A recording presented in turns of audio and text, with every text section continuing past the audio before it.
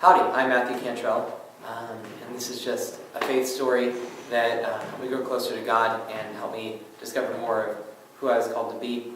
So I was at a point in my life where I did my first year of college and was making mistakes and just living the lifestyle of the world and not of God. And so I wanted to find a change in that. And so I went to a priest that I'd known for years and went to confession and just went to that sacrament, giving over everything.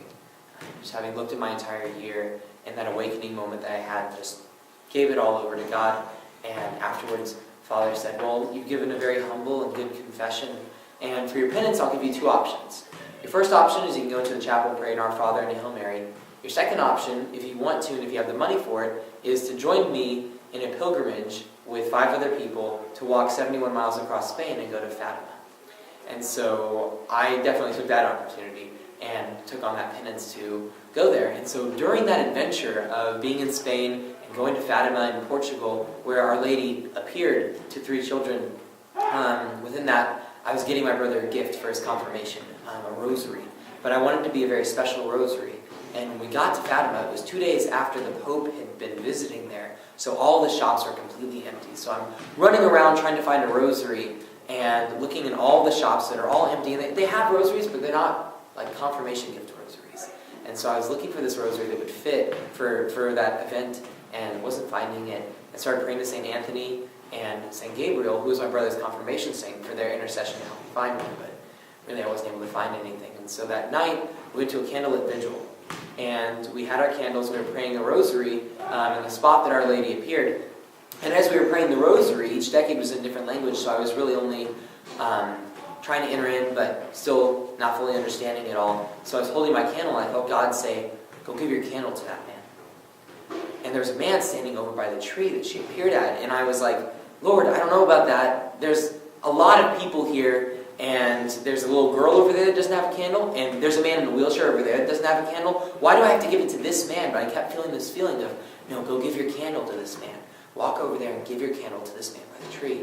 And by the end of the 3rd decade, I was just like, okay, fine, Lord, but if I'm going to do this, I'm going to do it. Like, I'm going to listen to you, and I'm going to do this. Even if he doesn't want it, I'm going to give him this candle and not walk away until he takes it. So I walked over and offered this man the candle, and he just said, no, no, no. And I tried to hand it to him again. It had a Portuguese accent, and I didn't think he spoke English.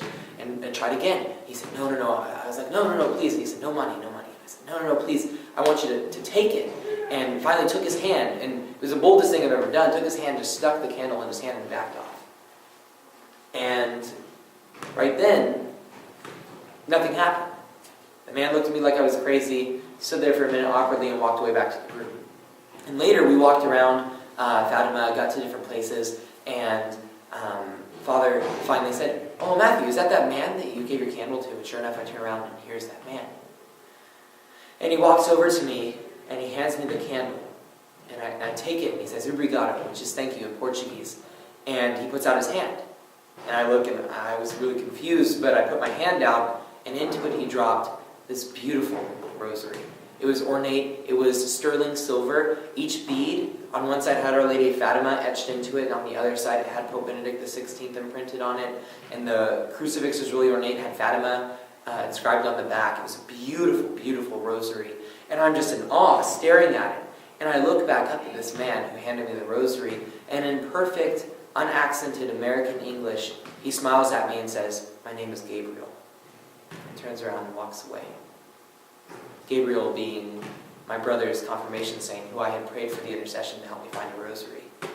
And so through this opportunity of listening to God, speaking to me, asking me to do something, after I denied him so much that last year, and then going and giving this man my candle, despite all these things, he rewarded me in that.